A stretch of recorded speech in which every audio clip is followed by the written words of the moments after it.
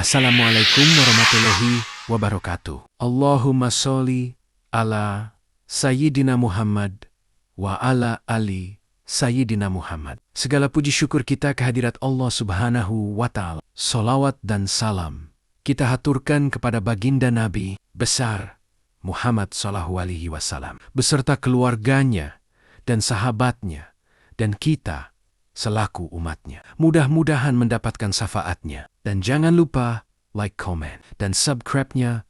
Mohon dukungannya agar kami lebih semangat untuk mengupload selalu dan mengembangkan kisah sejarah-sejarah di channel ini. Terima kasih. Yuk, kita lanjut. Kisah Abu Ubaidah bin Jarrah, Amir bin Abdullah bin Jarrah, atau lebih dikenal dengan nama Abu Ubaidah bin Jarrah, termasuk dalam golongan sahabat yang mula-mula memeluk Islam as-sabiqunal awwalu, dan seperti kebanyakan sahabat yang memeluk Islam pada hari-hari pertama didakwahkan, Abu Bakar mempunyai peran penting dalam mempengaruhi keputusannya itu. Abu Ubaidah mengikuti hijrah ke Habasyah yang kedua, tetapi tak lama kembali lagi ke Makkah karena ia merasa lebih nyaman berada dekat dengan Nabi walaupun mungkin jiwanya terancam. Ketika hijrah ke Madinah, Nabi SAW mempersaudarakannya dengan Sa'id bin Mu'adz. Abu Ubaidah termasuk salah satu dari 10 sahabat yang dijamin masuk surga. Ketika masih hidupnya, ketika ia berbaiat memeluk Islam, 3 kata yang tertanam dalam benaknya: jihad fi sabilillah. Semua pertempuran bersama Nabi SAW diikutinya. Diterjuninya Perang Badar, yang pada dasarnya merupakan pertempuran melawan sanak kerabatnya sendiri, dan juga sahabat-sahabatnya di masa jahiliyah. Semuanya itu menjadi ringan karena jiwanya telah terangkum dalam 3 kata tersebut. Bahkan ada salah satu riwayat, ia membunuh ayahnya sendiri dalam peperangan tersebut. Sebenarnya ia telah berusaha menghindari bentrok dengan ayahnya yang ada di pihak kaum kafir. Kalaupun ayahnya harus terbunuh, bukanlah tangannya yang melakukannya, tetapi ayahnya selalu mengikuti dan mengejarnya, sehingga tidak ada pilihan lain selain melakukan perlawanan, sehingga akhirnya ia menewaskannya. Ia sempat gelisah dengan apa yang dilakukannya.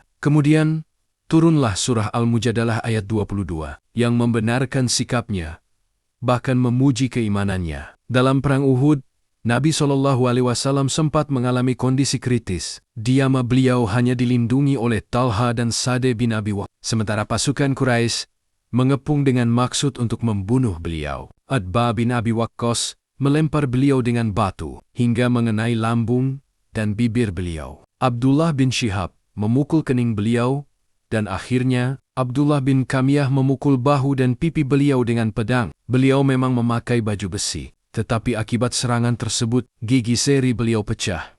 Bibir dan kening terluka. Bahkan ada 2 potong besi dari topi baja yang menancap pada pipi beliau. Beberapa sahabat berusaha membuka jalan darah mendekati posisi Nabi untuk bisa memberikan perlindungan kepada beliau. Abu Bakar dan Abu Ubaidah yang paling cepat tiba. Dan saat itu Talha telah tersungkur karena luka-lukanya. Tidak berapa lama, beberapa sahabat mulai berkumpul di sekitar Nabi SAW dan mengamankan keadaan beliau, termasuk seorang pahlawan wanita. Ummu Amarah Nushaibah binti Kabe al-Mazid melihat ada besi yang menancap di pipi Nabi SAW. Abu Bakar berniat untuk mencabut besi itu. Tetapi Abu Ubaidah berkata kepada Abu Bakar, "Aku bersumpah dengan hakku atas dirimu, biarkanlah aku yang melakukannya." Kemudian ia melakukannya sekali lagi dengan gigi serinya yang lain. Kali ini pun giginya tanggal bersama besi yang terlepas dari pipi Rasulullah SAW.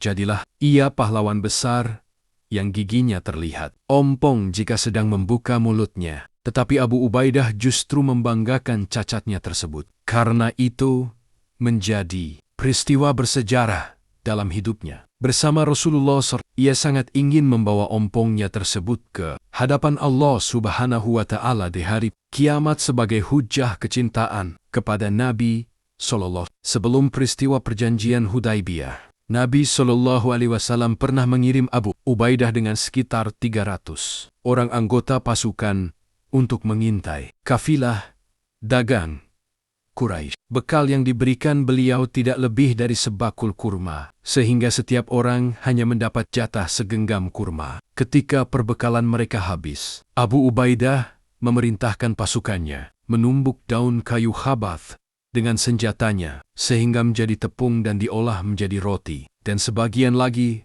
makan daun-daunnya. Makanan yang sangat tidak layak sebenarnya, tetapi tidak ada pilihan lain, dan tugas harus tetap dilaksanakan. Setelah beberapa hari, dalam keadaan seperti itu, mereka tiba di pesisir pantai, dan tampak sebuah gundukan besar di sana. Setelah didekati ternyata sebuah ikan besar, sejenis ikan paus yang terdampar. Mereka menggunakan ikan tersebut sebagai bahan makanan selama hampir 15 hari di sana, sehingga kembali sehat, bahkan cenderung lebih gemuk dari sebelumnya. Saat pulang kembali, mereka membawa sisi daging ikan itu untuk perbekalan di perjalanan. Ketika sampai di Madinah, Abu Ubaidah menceritakan pengalaman mereka kepada Nabi SAW dan beliau berkata, "Itu adalah rezeki yang diberikan Allah kepada kalian. Apakah masih ada sisa dagingnya untuk kami di sini?" Mereka membagi-bagikan daging ikan yang masih ada tersebut, dan Nabi SAW ikut memakannya. Dan dalam sejarah peristiwa ini,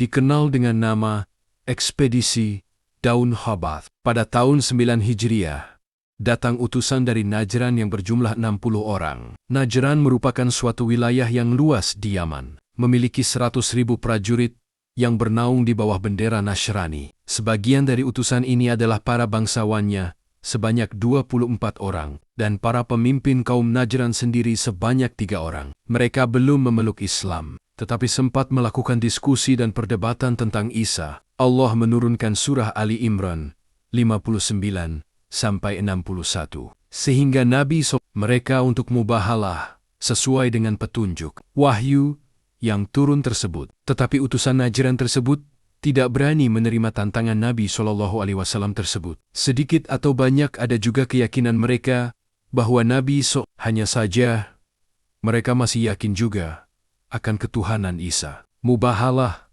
atau disebut juga mula'anah adalah proses di mana dua kelompok saling berdoa kepada Allah atau Tuhannya masing-masing. Yang doa itu diakhiri dengan permintaan kepada Allah atau Tuhannya masing-masing. Jika memang dirinya atau kelompoknya tidak benar, Muslimin sewaktu masih kafirnya, bahkan Khalid bin Walid juga yang berperan besar menggagalkan kemenangan pasukan Muslim di Perang Uhud dan memporak-porandakan kaum Muslimin, bahkan hampir mengancam jiwa Nabi SAW.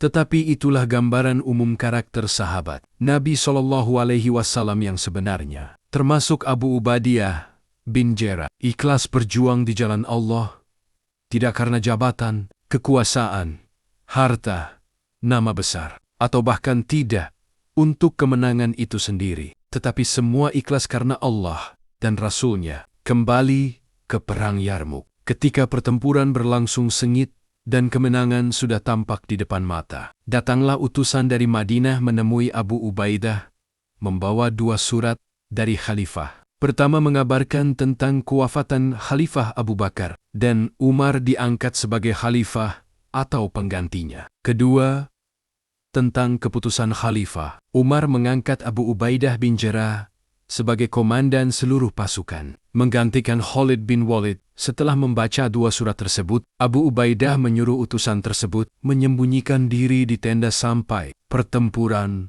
selesai. Ia meneruskan menyerang musuh. Setelah perang usai dan pasukan Romawi dipukul mundur, Abu Ubaidah menghadap Khalid layaknya seorang prajurit kepada komandannya dengan hormat dan penuh tadimnya, dan menyerahkan 2 surat dari Khalifah Umar tersebut. Usai membaca 2 surat itu, Khalid beristirja mengucap Inna lillahi wa inna ilaihi ruji'un, dan memberitahukan kepada seluruh pasukan tentang isi 2 surat tersebut. Kemudian ia menghadap Abu Ubaidah tatkala hormat dan tadimnya, dan berkata, "Semoga Allah memberi rahmat Anda, wahai Abu Ubaidah. Mengapa Anda tidak menyampaikan surat ini padaku ketika datangnya?" Abu Ubaidah yang cukup mengenal ketulusan dan keikhlasan Khalid dalam berjuang, menjawab dengan santun, Saya tidak ingin mematahkan ujung tombak Anda. Kekuasaan dunia bukanlah tujuan kita. Dan bukan pula untuk dunia kita beramal dan berjuang. Tidak masalah di mana posisi kita.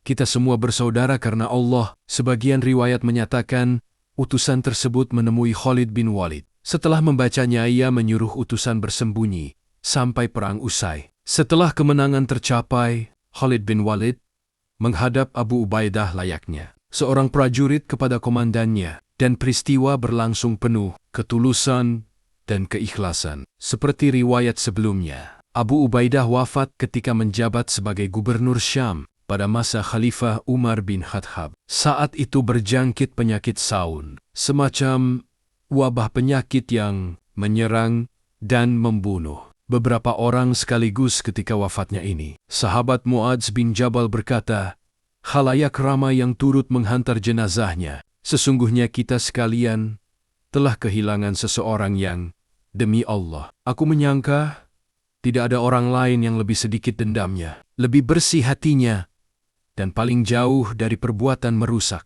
lebih cintanya pada kehidupan akhirat, dan lebih banyak memberikan nasihat, kecuali Abu Ubaidah ini. Keluarlah kalian untuk menyalatkan jenazahnya dan mohonkan rahmat Allah untuknya." Muadz memimpin salat jenazahnya dan turun ke liang lahat bersama Amr bin Ash dan Dahak bin Qais. Semoga kita bisa mengambil hikmahnya di dalam sejarah ini dan menjadi hamba Allah yang soleh, taat kepadanya dan Rasul-Rasulnya. Sekian dari kami, semoga bermanfaat. Wallahu alam bisawab. Wassalam.